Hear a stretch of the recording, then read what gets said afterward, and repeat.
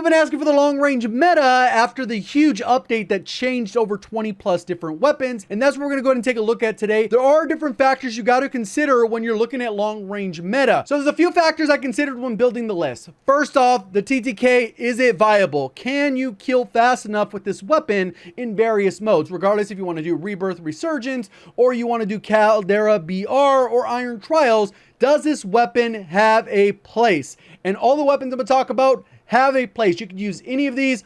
Top tier viable. Only usually like one or two end up being absolute meta, but the meta is pretty tight at this point in Warzone's life cycle. So you could really use any of these, but if you're playing for money, you're probably only going to be the meta slave and use the 1 to 2 weapons right at the top of the list. The other part is bullet velocity. There's certain weapons that may fall off completely just because they lack bullet velocity. If you're trying to challenge somebody at 120 meters with a low recoil weapon, you want to make sure your shots are going where you're aiming. That is another huge part of it. The other part that generally helps is it's easy to use. Is it low recoil? Can you shoot straight up to 120 meters? A lot of weapons in Warzone you can, but if it doesn't have the bullet velocity or the TTK, it doesn't fall into the list. The other part is rate of fire. This is a huge part of the equation because the faster the rate of fire, the shorter the time between your shots. So if you miss, you can follow up significantly faster, and then you tie that in with the other things. If it has a slow fire rate, typically that is a higher skill weapon because they are a lot less forgiving.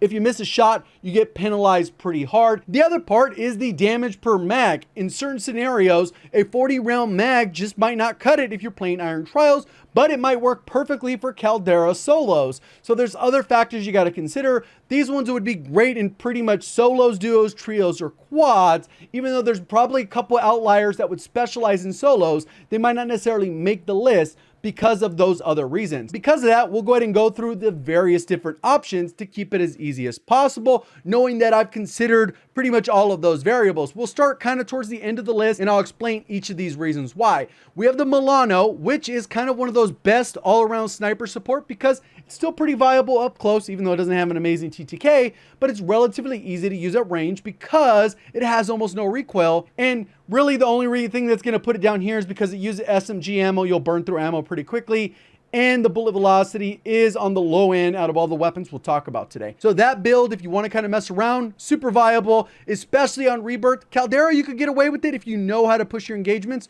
or you want to use it as sniper support. We got Agency, Ranger, 3X, Raider stock, and 55 round drum. The other one is the Cooper Carbine. A lot of people gas this one up, particularly low skilled players, just because it is so easy to use.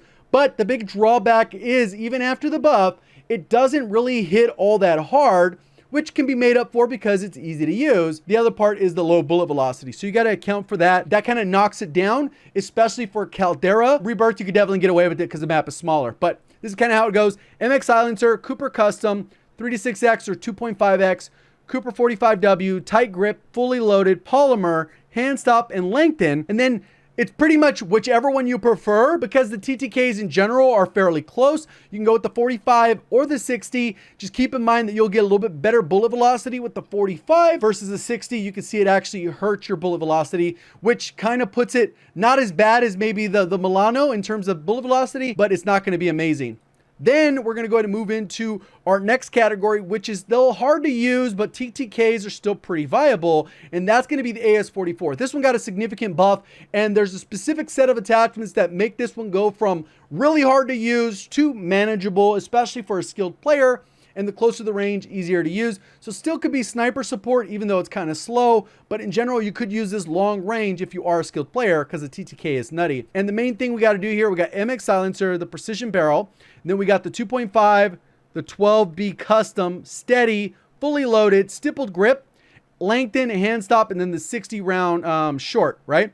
The main two attachments that are important with this gun because the gun itself does not have high sustained recoil. It has high initial recoil. So you have to solve for that. And there's only two attachments to do that. There's a stippled grip, and then there's a rear stock that you're going to go ahead and put on that helps with the initial firing recoil. And that'll help with that initial kick that starts at the beginning. And it makes it feel a little bit closer to something like an XM4, which has a really good fire rate. This thing fires at 923 RPM. So it should feel like an M13 with slightly more recoil. and a better TTK. So try it out for yourself. I know it's deceiving, but those two attachments are really the game changer. Then bring us to the Cold War AK, which was meta for the longest time, especially for sniper support. It did get hit with kind of a hefty nerf where it falls in line with the AMAX, but it has a little bit better bullet velocity. So those can kind of go up and down. We got Grew Suppressor, RPK Barrel, 3X, Spetsnaz, and 45 round. And you could use the 60 round if you want to go that, if you don't mind being a little bit slower, or you're playing a mode that requires more damage, you can go with the 60 so you're able enough to down multiple players.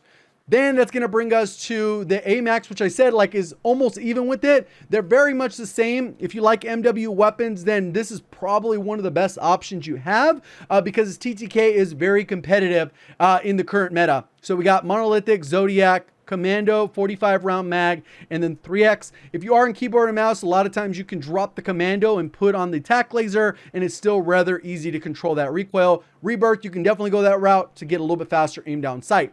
C58 is still a very good weapon. I'm surprised it didn't get touched when they nerfed the EM2, but it is what it is. This one's a little bit harder to use for some players, but it still hits pretty hard. Agency, Task Force, 3X, Field Agent, and 45. If you're using Iron Trials, you can go ahead and go with like a 55. Just keep in mind, you will be kind of slow in the aim down sight and mobility. A couple good options there. And then that's going to bring us to a couple of these other low recoil, easy to use weapons that have pretty good TTKs and have kind of risen up, and people found out that, hey, they're still kind of good. But one thing to keep in mind with the QBZ is a lot of times people will reference sites like Sim and they're not factoring in shot location, how important that is to the chest shot TTK. QBZ is one of the worst offenders when it comes to theoretical versus practical TTK, because to get the chest shot TTK of the QBZ, you need to land 8 out of your 9 shots to the chest. So more often than not, it's going to give you a 10 shot to kill, which isn't crazy, but on occasion, if you get a headshot in the mix, you might actually get those 9-shot TTKs,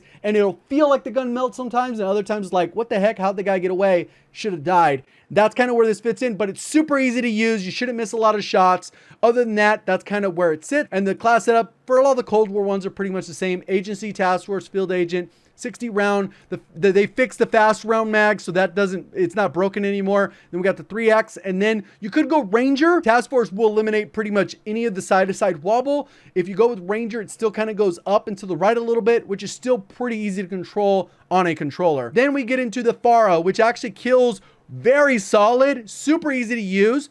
Biggest drawback is it's kind of slow, and this one's one where if you can deal with the slowness, you will be deleting people rather quickly because it's super easy to use. Decent fire rate, very good bullet velocity, but what we're looking at here is we got Gru, the RPK, the Spetsnaz, the 60 round, and the 3X. If you are a little bit better of a player and you're going to be playing maybe solos, duos, or even maybe trios, you can get away with it.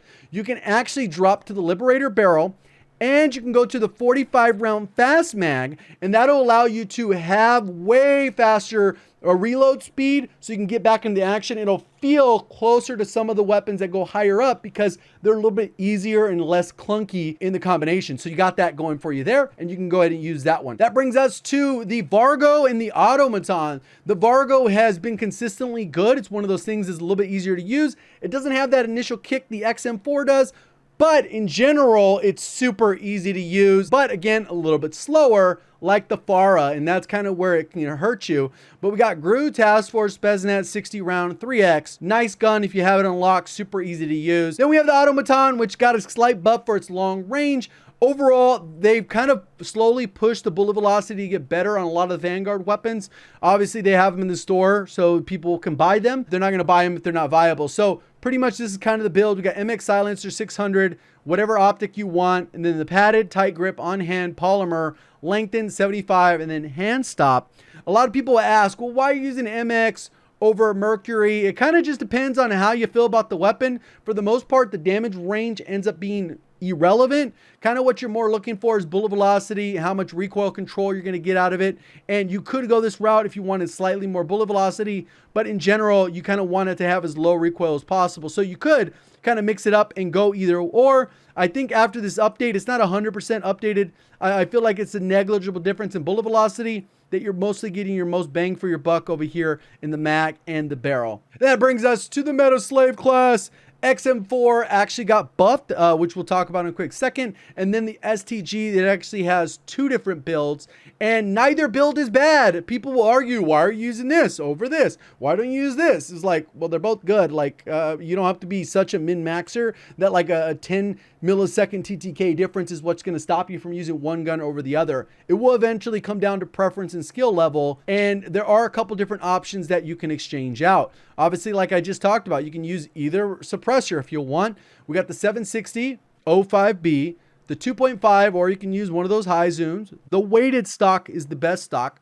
I use Focus instead of Vital because Vital got nerfed, and it usually serves a negligible difference where it will not impact your shot placement, but it will hurt your recoil and accuracy, which you do not need to hurt your recoil and accuracy at range. So Vital is a terrible option for mostly anything except for SMGs that you're going to be using close range, where you could sacrifice that and make sure that the shot placement is good. Focus will help with flinch resistance. So if you're shooting at someone, they hit you, your aim will not move. You'll allow that to stay on target without having any kind of flinch that's going to kick your gun up. Obviously with rifles, it's not nearly as dramatic as if you're using a sniper rifle, but this will definitely help out with that. So you're able to stare down someone shooting you and not worry that your aim is going to go all wonky.